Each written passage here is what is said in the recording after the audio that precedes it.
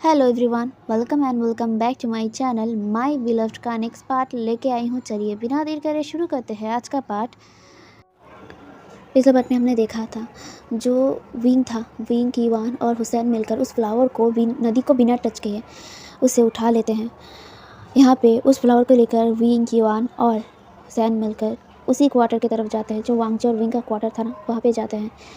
वहाँ पे जाने के बाद जिस जगह पे वो क्वार्टर था उस जगह पे विंग उस फ्लावर को रख देता है।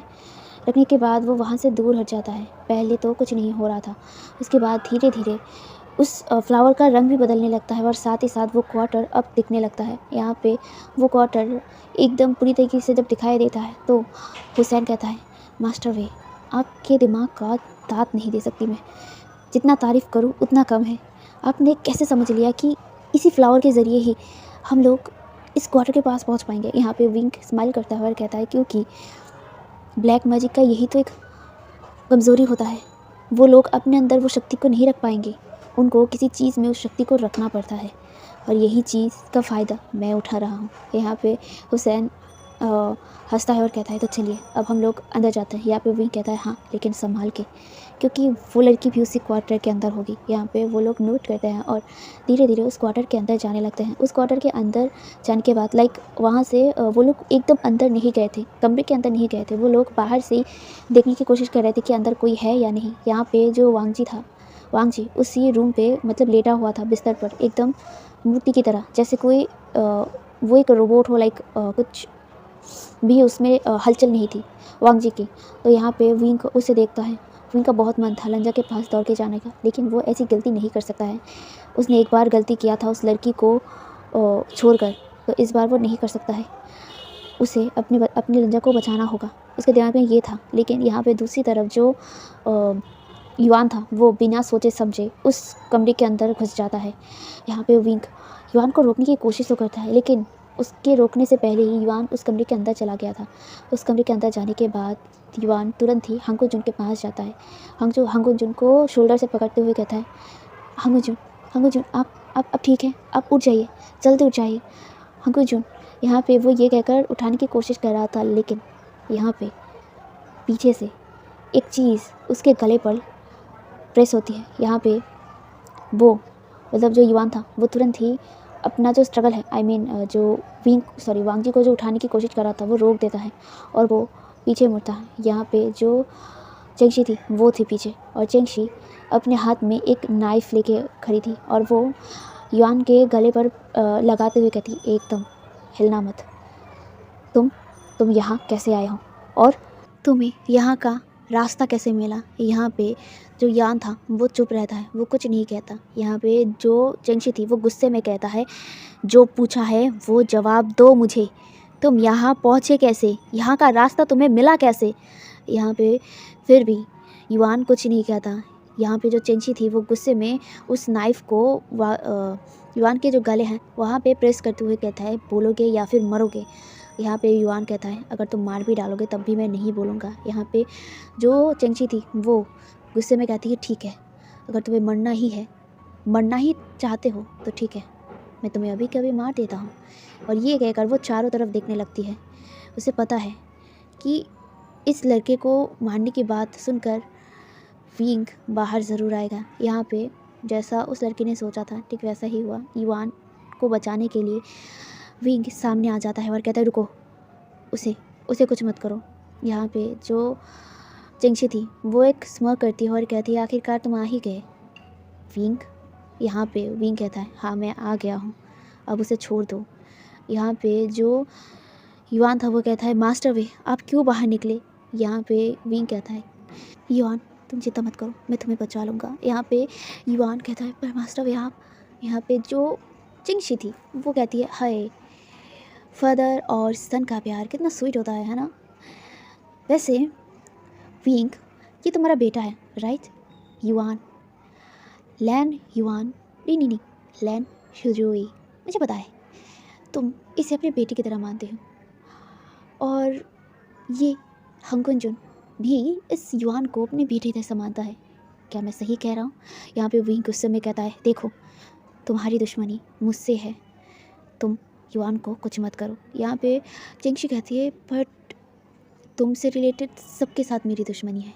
इनफैक्ट तुम्हारा ये बेटा युवान से भी है। यहाँ पे विंग कहता है देखो तुम्हारी हद को बाहर कर रही हो। उस वक्त मैंने तुम्हें समझाया था लेकिन तुमने नहीं समझा, लेकिन इस वक्त मैं तुम्हें नहीं समझाऊंगी। इस वक्त तुम्हें सिर्फ सबक सिखाऊंगी।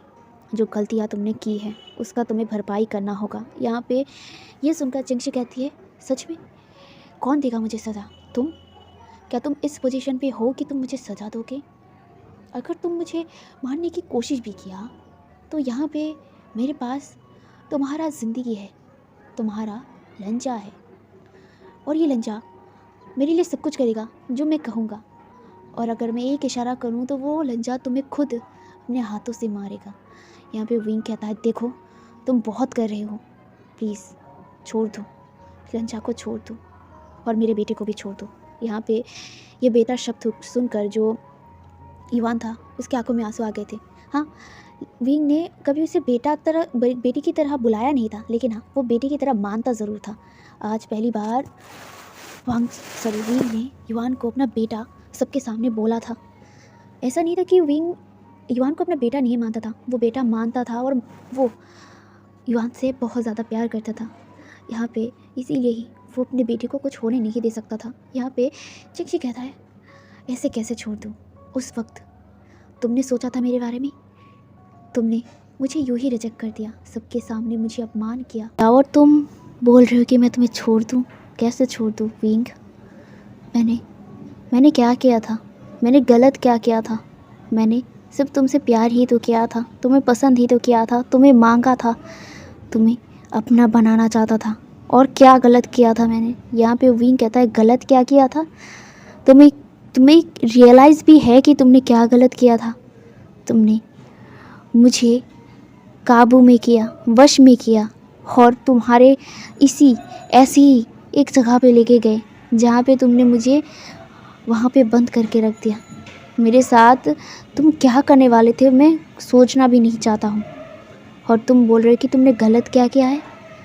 तुमने गलत ये क्या है कि तुमने मुझसे बिना पूछे मुझे कंट्रोल करने की कोशिश किया। तुम्हारी गलती ये है कि तुमने मुझसे मेरे लंजा को छीनने की कोशिश किया है, और तुम मुझे गलत और सही समझाने की कोशिश कर रहे हो। तुम्हारा दिमाग सही जगह पे है। यहाँ पे वो लड़की थी वो कहती है मेरे दिमाग सही जगह पे नहीं है क्योंकि तुम सही जगह पे नहीं हो। तुम्हारा सब कुछ मेरा होना चाहिए था, तुम मेरे होने चाहिए थे, ना ही इस हंगुन का। इस हंगुन में था ही क्या जो मेरे पर नहीं था? मेरे साथ रह लेते तो मैं पहले ये सब कुछ बंद कर देता, लेकिन तुमने मुझे रिजेक्ट किया है, और इस रिजेक्ट करने का जो सज़ा है तुम्हें भुगतना होगा। वो सब कुछ फ़ील करना होगा जब मैंने उस टाइम पे फ़ील किया था। जेलसी, गुस्सा, अपने प्यार को ना पाने का दर्द कैसा होता है अब फ़ील करो। मैं वैसे ही तुमसे लंजा को छीन कर, तुम्हारे इस लंजा को छीन कर तुम्हें समझाऊंगा कि प्यार खोता है तो कैसा लगता है, और प्यार धोखा देता है तो कैसा लगता है। यहाँ पे विंग कहता है तुम मुझे ये समझाओगे? तुम्हें शायद याद नहीं होगा मैंने तुम्हें क्या बताया था उस टाइम पर। यहाँ पे ये सुनकर वो लड़की कहती है मुझे याद है, वही 16 साल एंड ऑल वेट किया व्हाटएवर, मुझे उससे कोई फ़र्क नहीं पड़ता है। तुम्हें पाने से मतलब है, ना ही मुझे ये सब कहानी सुनने में। यहाँ पे ये सुनकर विंग कहता है ये सब कहानी नहीं है चिंगशी, ये सच है, ये हकीकत है। तुम मुझसे प्यार नहीं करते हो, ये सिर्फ थोड़ा सा अट्रैक्शन है और कुछ नहीं। और तुम इसी को लेकर 1 साल तक बैठे हो, और मैं तो तुम्हें भूल भी चुका था। तुम सच में पागल हो चुके हो। यहाँ पे ये सुनकर वो लड़की कहती है हाँ मैं पागल हो चुका हूँ, मैं पागल हो चुका हूँ तुम्हारे लिए। अगर तुम मेरी नहीं हुए तो मैं तुम्हें किसी और का होने भी नहीं दूंगा। ये सुनकर विंग कहता है चिंगशी तुम समझने की कोशिश करो, ये प्यार नहीं है, और प्यार ज़बरदस्ती से कभी नहीं होता। प्यार फीलिंग्स होती है, प्यार फील करने की चीज़ होती है, और तुम मुझे प्यार नहीं करते हो। और दूसरी बात, मैं अगर लंजा का नहीं हुआ तो मैं किसी और का होऊंगा भी नहीं।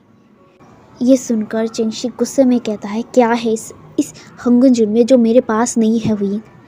बताओ मुझे क्या है।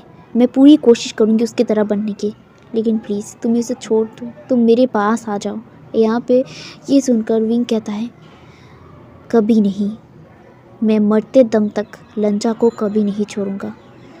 अगर मुझे वो लंजा से अलग होना है तो मौत ही मुझे उससे अलग कर सकती है, वरना ज़िंदा रहते तो कभी मैं उसे छोड़ूंगा नहीं। मैं उससे ही प्यार करता हूँ और मैं उससे ही करूँगा। और सेकंड बात, तुमने जो कहा है उसके पास क्या है, उसके पास क्या नहीं है ये बताओ। उसके पास दिल है, एक ऐसा दिल जो सिर्फ मेरे लिए धड़कता है, एक ऐसा दिल जो सिर्फ मेरे लिए इंतज़ार करता है। तुम्हें पता है, जब मैं 16 साल बाद लौटा था तब भी अगर मैं उसे नहीं चुनता, अगर मैं उसके प्यार को एक्सेप्ट नहीं करता, तब भी वो खुश रहता मेरे लिए, क्योंकि मैं खुश हूँ।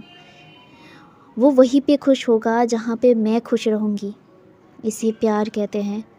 वो 16 साल जो उसने दर्द झेला है, लेकिन एक टाइम भी वो मुझे प्यार करना नहीं भूला है, इसे प्यार कहते हैं। और तुम जो कह रहे हो कि तुम मुझे प्यार करते हो, इसे प्यार नहीं कहते हैं, इसे ज़िद कहते हैं। सिर्फ ज़िद, जो अपने ज़िद को पूरा करना ही उसका मकसद हो, ये होता है।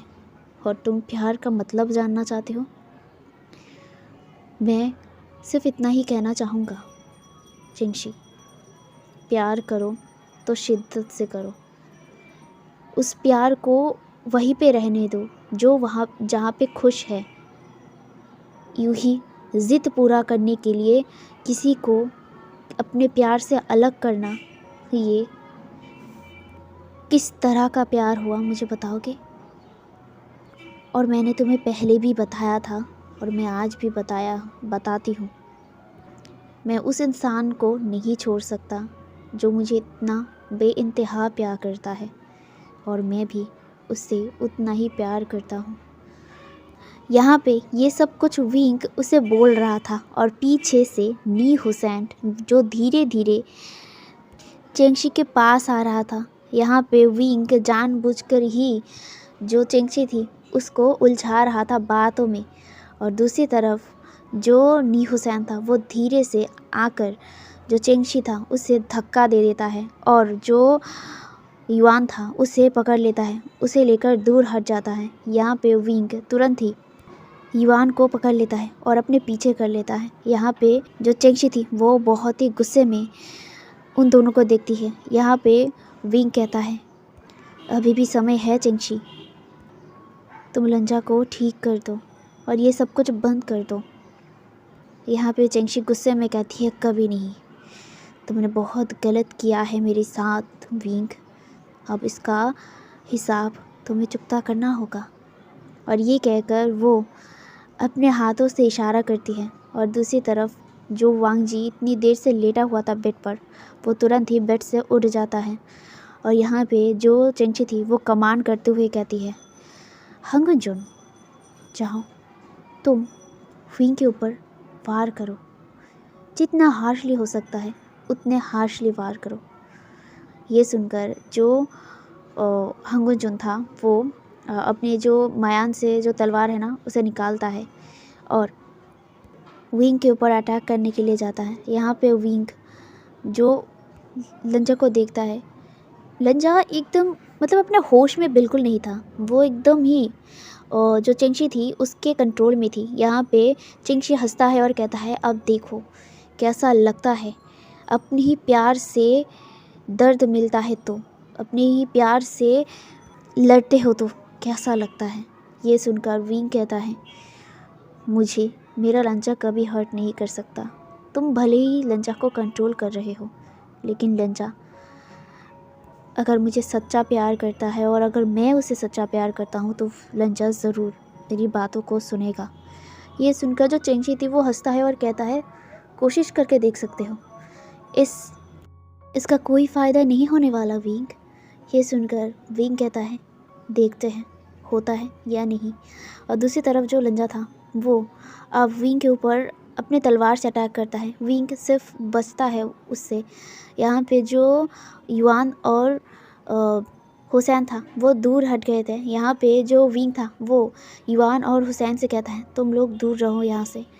यहाँ पे विंग लंजा को बुलाते हुए कहता है लंजा लंजा होश में आओ अपने। लंजा मैं हूँ विंग, होश में आओ। लेकिन लंजा जो लगातार अब अपने तलवार से हार्शली वार कर रहा था विंग के ऊपर। यहाँ पे विंग सिर्फ अपना बचाव कर रहा था, ना ही वो अटैक कर रहा था और ना ही वो लंजा से दूर जा रहा था। यहाँ पे विंग बार बार लंजा को बुलाता है। यहाँ पे विंग कहता है लंजा प्लीज़ होश में आओ, ये मैं हूँ विंग, तुम मुझे भूल नहीं सकते। हमारा प्यार इतना कमज़ोर नहीं है कि एक धागा, एक मैजिक हमारे बीच में आए। लंजा मुझे तुम्हें कुछ बताना है, बहुत इम्पोर्टेंट है, प्लीज़ होश में आओ, होश में आओ। मैं हूँ तुम्हारा विंग, तुम्हारा वही प्यार जिससे तुम प्यार करते हो। और आज तुम्हारे लिए एक गुड न्यूज़ लेके आया हूँ। प्लीज़ लंजा होश में आओ। यहाँ पे लंजा वार तो कर रहा था, कहीं ना कहीं विंग की बातों को लंजा पर इफ़ेक्ट कर रहा था। यहाँ पे जो विंग था वो लगातार लंजा को बुला रहा था। अपनी हज़ारों इमोशन जो 16 साल में वो लोग सहे थे और वो सब कुछ मतलब उसके टोन में समझ रहा था लंजा। कहीं ना कहीं उसको ये विंग की जो आवाज़ें हैं वो इफ़ेक्ट कर रहा था। यहाँ पे जो चेंगशी थी वो हंसता है और कहता है कोई फ़ायदा नहीं है विंग, कोई फ़ायदा नहीं है। लंजा मेरे कंट्रोल में है और सिर्फ मेरे कंट्रोल पर ही रहेगा। यहाँ पे विंग कहता है लंजा क्या तुम अपने प्यार को इस लड़की के ऊपर छोड़ दोगे? क्या तुम हार मान लोगे? क्या तुम मेरे पास वापस नहीं आओगे? लंजा वापस आओ मेरे पास, प्लीज़ वापस आओ।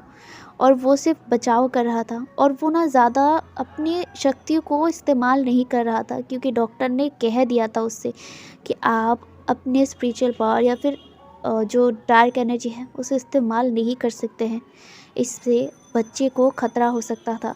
इसीलिए वो सिर्फ अपने बचाव कर रहा था, वो भी बहुत मुश्किल से, क्योंकि वो अपनी शक्तियों को इस्तेमाल नहीं कर सकता था इसी वजह से। और यहाँ पे जो चेंगशी थी वो कहती है क्या हुआ, अपने शक्तियों का इस्तेमाल क्यों नहीं कर रहे हो विंग?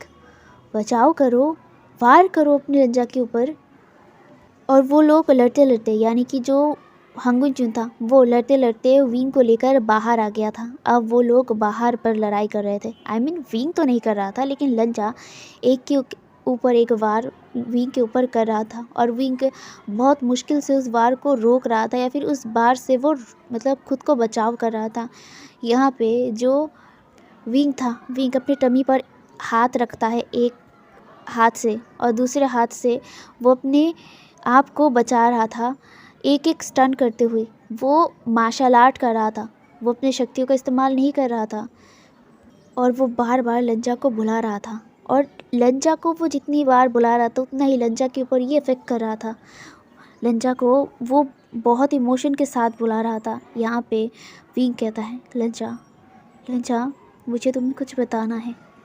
यहाँ पे वांगजी का जो धागा था वो धीरे धीरे रिएक्ट करने लगता है, लेकिन उस धागे पर किसी का भी नज़र नहीं गया था। यहाँ पे विंग का भी नज़र उस धागे पर नहीं गया था। यहाँ पे जो विंग था वो लंजा को बार बार बुला रहा था और वो मार्शल आर्ट के ज़रिए सिर्फ अपने आप का बचाव कर रहा था, ना ही वो लंजा के ऊपर वार कर रहा था। बस लंजा के अटैक को वो मार्शल आर्ट से रोक रहा था। यहाँ पे उसके लिए मुश्किल हो रहा था क्योंकि वो अपनी शक्तियों का इस्तेमाल नहीं कर रहा था, सिर्फ मार्शल आर्ट कर रहा था। लेकिन लंजा वो अपने स्पिरिचुअल पावर का इस्तेमाल कर रहा था, इसीलिए उसके लिए ये करना मुश्किल था। विंग का बॉडी अब जवाब दे रहा था। विंग थक रहा था, विंग अब थक चुका था, उसकी पूरी बॉडी अब नम हो रही थी। विंग अब वो कुछ भी हलचल नहीं कर रहा था, वो सिर्फ पीछे जा रहा था और उतना ही लंजा आगे जा रहा था। विंग को मारने के लिए। यहाँ पे विंग धीरे धीरे पीछे जाता है और पीछे और पीछे, और वो अचानक रुक जाता है क्योंकि उसकी बैग ट्री से लगी हुई थी। अब उसके पास और जगह नहीं था दूर पीछे जाने का। यहाँ पे जो विंग था, विंग लंजा को देख रहा था। विंग की आंखों में अब आंसू आ गए थे। विंग सिर्फ लंजा को आंखों में देख रहा था, लंजा भी विंग के आंखों में देख रहा था, लेकिन लंजा के आंखों में जैसे कोई इमोशन नहीं था, ना ही विंग के लिए कोई इमोशन। वो ऐसा लग रहा था विंग के सॉरी लंजा के आंखों में। वो धीरे धीरे विंग के करीब आता है और अपने तलवार से विंग के ऊपर वार ही करता है, और विंग अपनी आंखों को बंद कर लिया था टाइटली। हे एवरीवन, तो आज का पार्ट मैं यहीं पे रखता हूँ। देखते हैं अब आगे क्या होता है, और हाँ, कल इसका लास्ट पार्ट आएगा, तो इंतज़ार करना मेरा। अभी के लिए यहीं तक। Bye dear friends.